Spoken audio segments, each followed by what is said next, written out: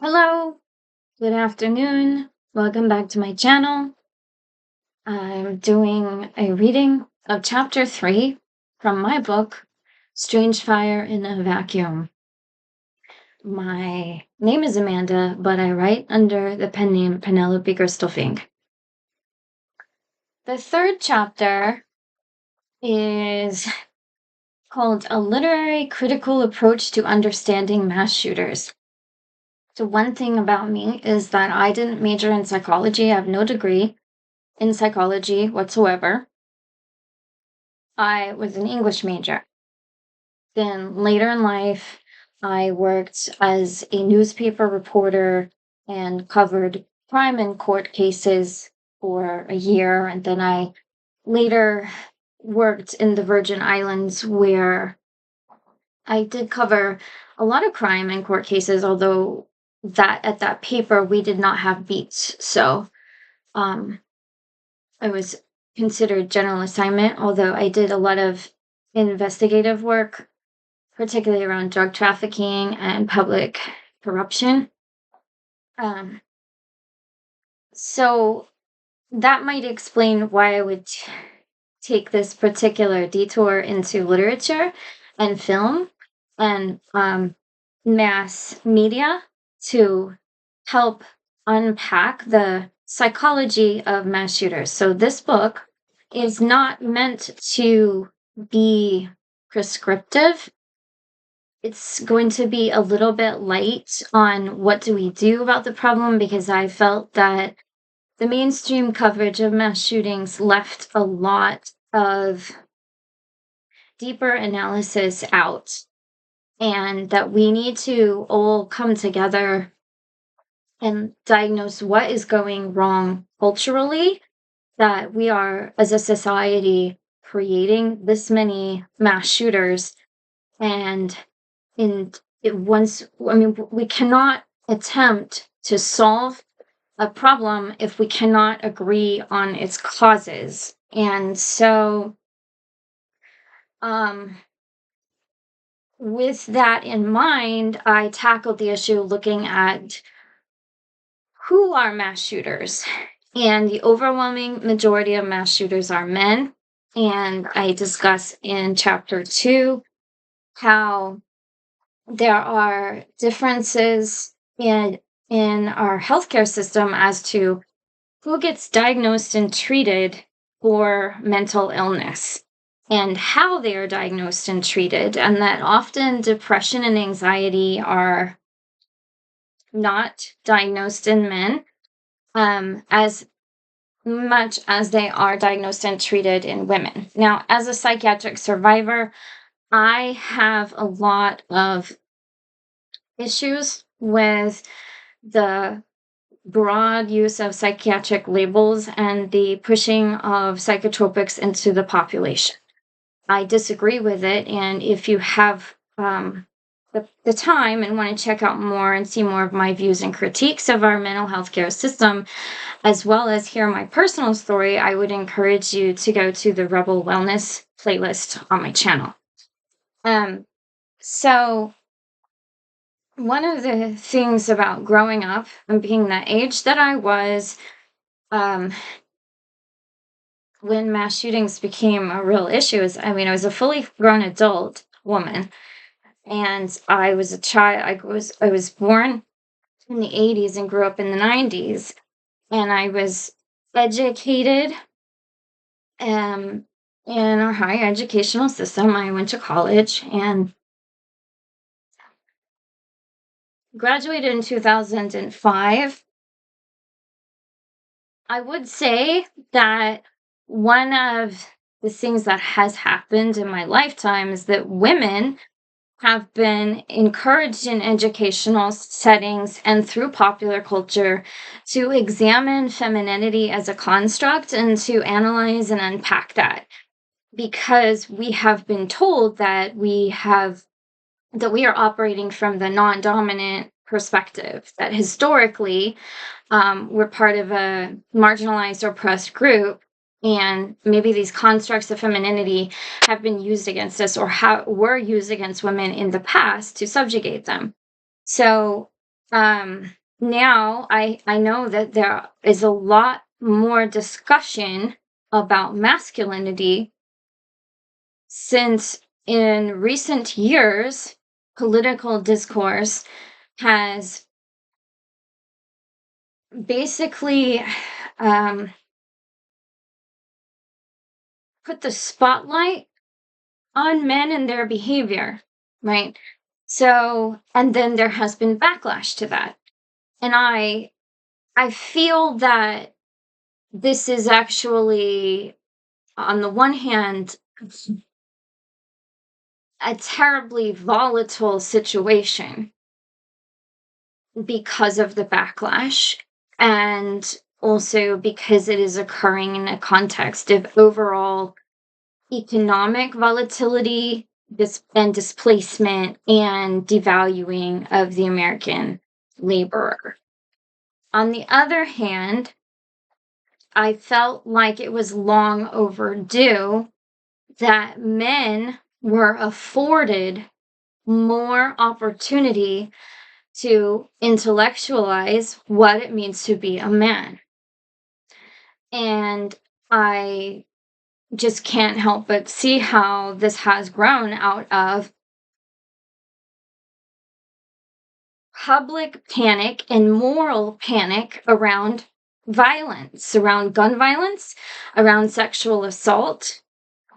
And I think personally it's distasteful and stomach churning sometimes to watch because one thing that I've noted is that um, some of the most disruptive and toxic content that I've seen online in the last decade is actually content related to dating and parenting. These two issues have become extremely politicized in a very toxic way, in a nasty way. Um, on the other hand, if that weren't going on, maybe we couldn't have people out there such as Richard Reeves and Scott Galloway and other thought leaders and influencers um, attempting to lead men out of what has become this sewage of alt-right backlash content that absolutely I, as a woman, didn't anticipate. Right. So being saturated, I mean, I took many courses in college that weren't labeled as feminism that ended up being feminism classes, for better or for worse. I'm not really going to go into the details of that, but that was definitely something that I was exposed to. And I do consider myself a feminist in that I believe that women have been oppressed and marginalized and subjugated by various systems and groups within our culture and in previous cultures, and that they did not deserve such. So, um, I don't know that I mean, in college, I wasn't necessarily always in agreement with my third wave feminism professors, but I'm glad that I at least was encouraged to examine femininity and think about what I wanted for myself, as well as be vigilant against various forms of sexism. And I have to say, it kind of missed the mark because, in my opinion, the greatest oppression that I've experienced in my life has been economic, not based on my sex by far, which would make feminism apparently a success. But given the incredible amount of backlash and the devolution of discourse around sex and gender roles in our culture, I mean, I think we've lost all the ground that we've gained, frankly, and it's deeply concerning to me. Um, so, without further ado, I'm going to read this chapter. I'm going to be honest with you, I didn't reread it before this, so maybe I'll have some thoughts that percolate up and you get bonus content. Okay, so, um, chapter 2.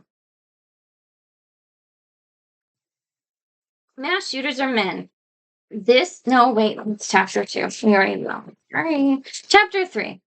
A literary critical approach to understanding mass shooters. This gender bias in treatment rates among men and women is bound up with an undercurrent of misogyny in our country that has been boiling since the 1960s and dovetails with a critique of the mental health/institutionalization model of inpatient care. Mass shooters are men who are resistant to treatment and may have regressive views about the system and its effects.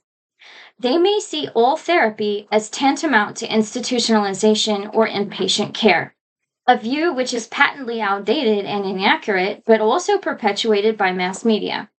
Salacious shows, movies, and books popularized the view of the inpatient facility of the 1950s through the 1970s as a corrupt, twisted gauntlet for misunderstood men. Or, as in Girl Interrupted by Susanna Kaysen, a highly sexist, enslaving, and controlling trap for affluent, impressionable young women whose chief offenses are self-harm and or having a dark, subversive outlook on life. As someone who has spent time in psychiatric hospitals, I have written about how soul-sucking and counterproductive and corrupt inpatient care can be. When I read Ken Kesey's One Flew Over the Cuckoo's Nest, I expected an irreverent, searing satire of the system that I could relate to. Instead, what stood out about the book, published in 1962 and popularized by the 1975 movie version starring Jack Nicholson, was its outlandish misogyny.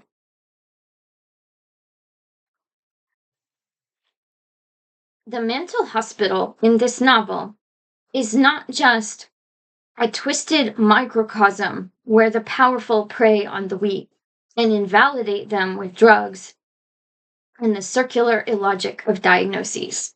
Rather, it is an extension of society at large, and the main problem with the mental hospital is that it is run by a woman.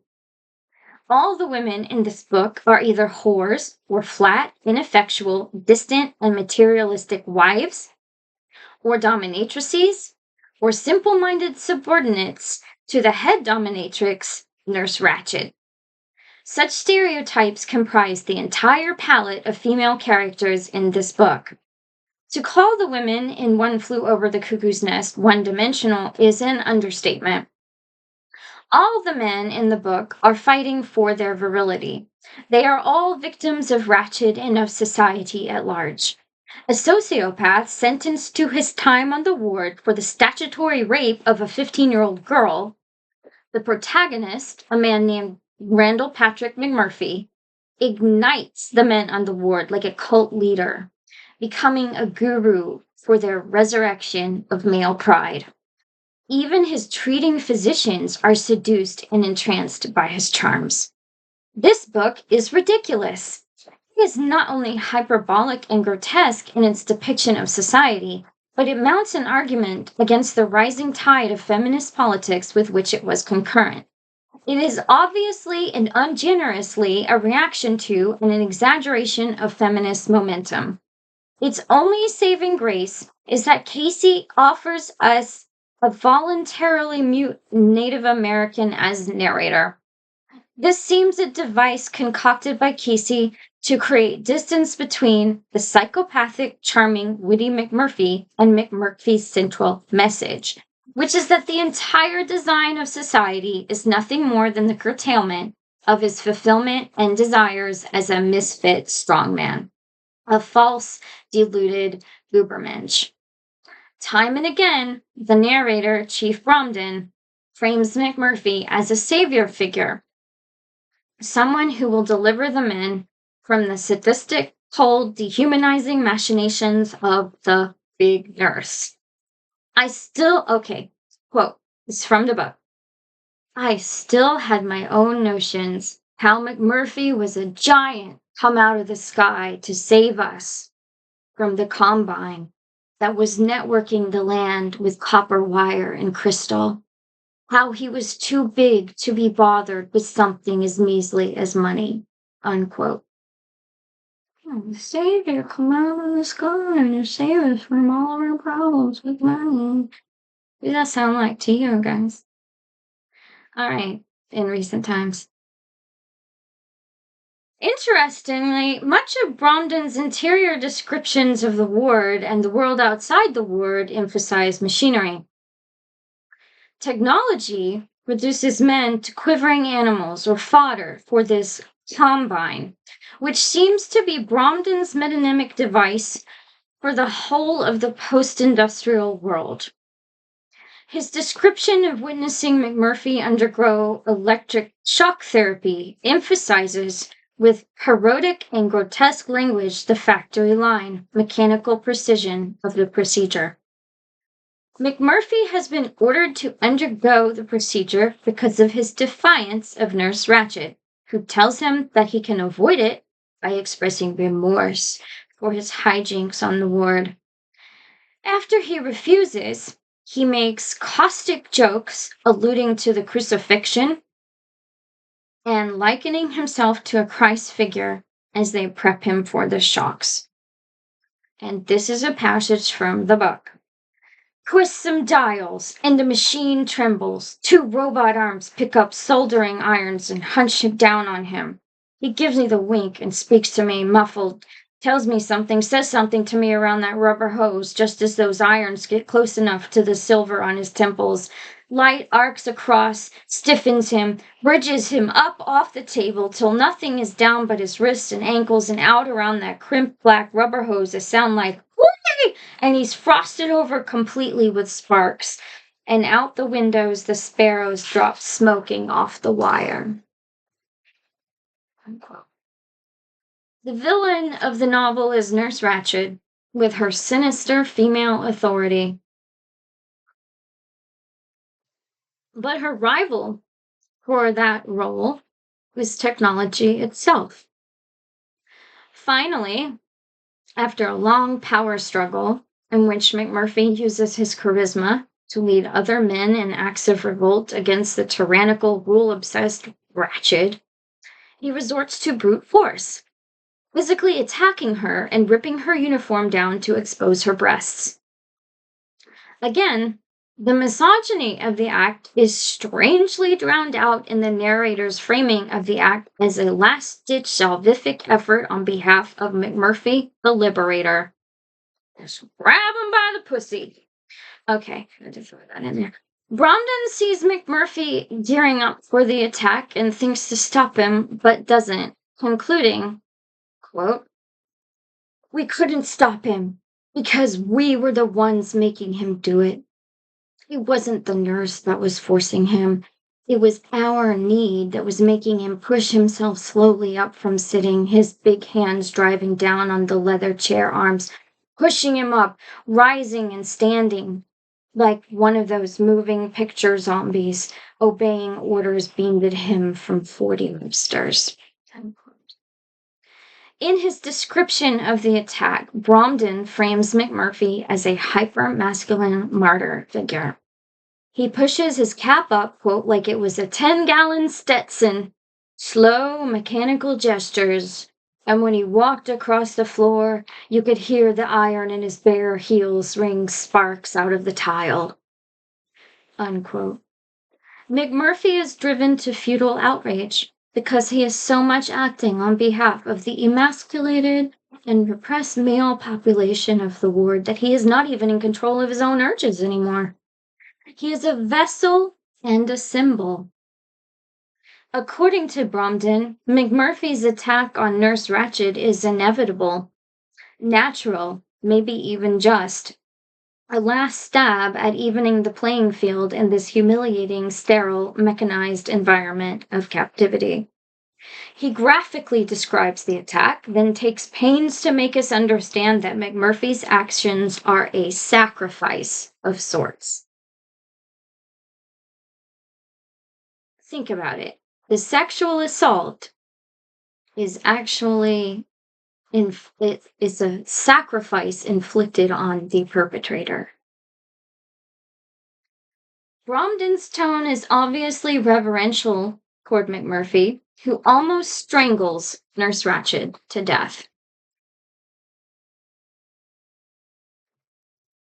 Here's a passage describing this sexual assault from the book, quote, Only at the last, after he'd smashed through that glass door, her face swinging around with terror forever ruining any other look she might ever try to use again, screaming when he grabbed for her and ripped her uniform all the way down the front, screaming again when the two nippled circles started from her chest and swelled out and out, bigger than anybody had ever even imagined, warm and pink in the light, only at the last, after the officials realized that the three black boys weren't going to do anything but stand and watch, and they would have to feed him off without their help. Doctors and supervisors and nurses prying those heavy red fingers out of the white flesh of her throat as if they were her neck bones, jerking him backward off of her with a loud heave of breath. Only then did he show any sign that he might be anything other than a sane, willful, dogged man performing a hard duty that finally just had to be done, like it or not. Unquote. I find the narrator's attempt to preserve McMurphy's dignity conspicuous and indicative of the book's overall misogyny. There is a dismissal of violence and a rationale specifically for violence against this particular woman in this scene that makes it the culmination of the book's entire plot. When McMurphy finally succumbs to the orderlies on the ward, then we see that the modern system of the ward has succeeded in stripping McMurphy of his dignity, his masculinity, his humanity even. Bromden likens his capture and tackling to an animal being slaughtered. Again, this is to emphasize that the perpetrator is actually innocent. Again, the reverential tone implies that we are meant, if we take this tone at face value, to interpret this as the death of his defiant spirit and to see this as some sort of tragedy. Quote, before he was smothered on the floor by a pile of white uniforms, he let himself cry out. A sound of cornered animal fear and hate and surrender and defiance that if you ever trailed coon or cougar or lynx is like the last sound of the treed and shot and falling animal makes as the dogs get him when he finally doesn't care anymore about anything but himself and is dying. Unquote. McMurphy is likened to an animal here to depict the cruelty, not of him as a sexual predator, but of the staff of the mental hospital as his captors. He is innocent as quarry. The inversion of roles here is part of what makes the book a rather shallow, cliched work, in my opinion. But its claims to satire and its anti-authoritarian critical stance toward modernity and its systems have made it a celebrated classic. Its tone of rebellion against the repressive mental health system somehow overshadowed its misogyny for a long time. It is possible that Kesey designed the book to show us the extent of how stilted and misogynist a mentality such as McMurphy's can be, but I find it disturbing and telling that this character's hypermasculine wild tomcat mentality has since been held up as a valid pop cultural protest against the evils of a for-profit psychiatric industry and more generally, the military-industrial complex and capitalist society. This trope of the hypermasculine, misunderstood man basically shaded later depictions of beat-era writers such as Jack Kerouac and William Burroughs in press coverage of the 1960s counterculture.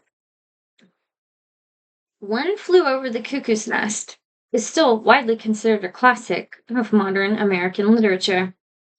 I fear that any cautionary notes Kesey may have intended, any nervous doubt he massaged into the text about the outright heinous views of his main character, were sort of washed away by the book's explosive popularity and the mistranslation of this balance of viewpoints into the film, where the Native American narrator is not a lens at all, but more akin to an extra. I see the same failed stereotypes of women as whores and nurses, parasites, and helpmates in another classic of the same era with a similarly dysfunctional and celebrated antihero named Josarian in Joseph Heller's Catch 22, and in certain works by Ernest Hemingway. Catch 22 is widely regarded as a seminal anti war book. Its main satirical target is the military, and it goes a long way toward exposing the futility of a macho mentality while not quite doing that at all, because like One Flew Over the Cuckoo's Nest, it can't get past the sexism of its time. It's as if the men of the era, men of the baby boomer generation, wanted to simultaneously play the victim and the hero and the rebel all at the same time. That's too many roles. History won't concur. Now I fear that, that through the alt-right and a nihilistic, decadent, passive pop culture, they have passed this I am all or I am nothing syndrome onto the men of successive generations. Why am I bringing all this up? What does it have to do with mass shooters? I see in mass shooters who are not psychotic a severe, distinctly masculine identity crisis. I see men who are confused to the point of amorality and violence. I see men who are attempting to play the victim, the hero, the rebel, the villain, the martyr, the crusader, and the Don Juan lover, all at the same time. I see criminal men who are successfully occupying a greater amount of the public sphere and discourse than they deserve even posthumously, coming vertiginously close through media coverage to amplifying and legitimizing their own identity meltdowns. Anyone who wanted to be all of these things at once, at a core existential level, would end up suicidal, if only because that's too bloody much work for one person. I see these disaffected men aggrandizing themselves to such an extent, in part, because these are the stereotypes, the memes, the archetypes, and the dominant narrative images we have surrounded and nurtured men with for the past 50 years. I am suggesting that mass shooters represent a sickness at the level of the soul that threatens to overtake anyone culturally conditioned in a toxic form of late 20th century masculinity. A condition that runs deeper and is more existential than psychological in nature. Our psychiatric and personal psychological models are primarily useful in identifying deviations from normal in the individual, neuroses and patterns of behavior, not broadly malignant shifts in values and perspectives. It is slightly inaccurate of the New York Times to say that mass shooters, quote, have varying mental health diagnoses, as most have no diagnoses at all. Research conducted for the past 30 years by Jeffrey Swanson, a psychiatrist and behavioral scientist at Duke University, points to other risk factors, such as a previous history of violence, sexual assault, domestic violence, and a lack of connection with others as more predictive of gun violence. Swanson told reporters for PBS NewsHour that the general claim that psychiatric disorders are tied to gun violence is a gross oversimplification. Quote, while most mass shooters have a history of showing symptoms of a mental illness, only about a quarter have a diagnosis of a mental illness, according to Swanson. Furthermore, a lot of the diagnoses floated after a mass shooter has committed an attack and died are not real diagnoses at all by medical standards. Quote, psychological profiles by definition are composed after violent actors have committed their crimes. In the realm of forensic psychology, such profiles are conclusions, not predictions of what might trigger the next one. Suffering a culturally induced identity crisis is not a mental illness. For the record, Illness is something with a real physical cause. It can be contracted behaviorally, as in the case of many sexually transmitted diseases, or involuntarily, as in the case of genetic and congenital maladies, or from injury to the body of mind, as in an accident or following sustained abuse. These mass shooter people should not be given the same latitude or mercy we extend to people who suffer from true uncontrolled mental illness. Medicalizing the problem won't make it go away and will only dilute justice. Furthermore, if we continue down the path of medicalizing aberrant or unwanted criminal behavior patterns just because it's convenient and seemingly scientific, we will miss the cues for real cultural reform that might do a bit of good in terms of prevention. In Miguel Cervantes' Don Quixote, the ill-fated, quote, mentally ill, unquote, but nobly persistent knight hero is undone when one of his enemies holds up a mirror to him. Instead of seeing a proud, aristocratic defender of chivalric values, Quixote sees a ragged, demented, weak old man. He expects to see a shining warrior. He sees a bum instead. The contrast stuns him. The technical psychological term for this is cognitive dissonance. It is a common trope in literature about the effects of torture on a psyche. It describes a crisis mentality that results when a person's interior view of himself or of the world is so at odds with external information that the person ends up unable to process reality. The chief aim of a political torturer is to make his prisoner confront and dismiss his original value system or worldview, to overwhelm the prisoner with violence and power, and then use that to override the prisoner's previously installed sense of reality. Once the torturer has achieved this end in his victim, the prisoner becomes a hollowed-out, docile shell of a human being. Mass shooters are not torture victims, but they are highly susceptible to cognitive dissonance. Their actions indicate that they have crossed a critical threshold into the cognitive dissonance-born crisis sphere, as they are unable to use any moral framework which might stay their hands. They are vacuous, empty shells of men. They are black holes, and like any black hole, a dangerous ignition zone. I love the movie Fight Club. In fact, I have called it online and in conversation the Woodstock of my generation for its overt, anti-corporate, no-bullshit take on a capitalist-saturated American society. I was a huge fan of this movie in my early 20s.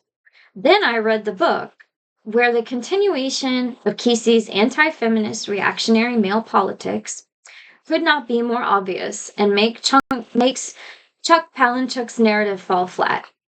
In the movie, the only significant female character, Marla Singer, is actually the lone voice of conscience, as all the men around her lose their minds in an effort to imitate a rebel stance similar to Randall Patrick McMurphy's in One Flew Over the Cuckoo's Nest. In Fight Club, the McMurphys band together, become domestic terrorists, and form a militia. Singer's caustic, self-effacing, gender-encoded depression and antisocial attitudes are actually an antidote in the movie to the proto-fascist macho insanity of the men. In the book, however, Marla Singer is a whiny one-dimensional waif with little intellectual verve or bite. A woman who perceives her value to lie in her sexual enticement of men and whose status as a tag-along and plaything is never threatened by the movements of the plot. She is materialistic and immature. She is but a sliver, a stereotypical flake of what director David Fincher and actress Helena Bonham Carter actually achieved in film. The contrast between singers illustrates the deep embedding of divisive, destructive gender stereotypes as they apply to political critique and to political violence. Such progress or lack thereof deserves our examination in the context of a decade and a half of escalating mass violence perpetrated by men on American soil with no men with no other commonality than that they possess access to firearms and a penis. I waited a long time for the media to catch up to post thesis of suicide as a primary motive because I shared it. I shared this thesis. Perhaps it was my own struggles with suicidal thoughts, with periods of prolonged despair, that made me peculiarly sensitive to the primacy of suicide as a motive in these killers I kept seeing in the news. Now, the speculation is that we can diminish the incidence of mass shootings by raising awareness about suicide and maybe affecting better systems of alert, identifying suicidal men more readily, and breaking down barriers to care. I fear that this is misguided and such an effort will fail. It may even heighten or exacerbate the problem. Okay, I will leave you with that much to chew on, hopefully. And I thank you very much for listening. Be well.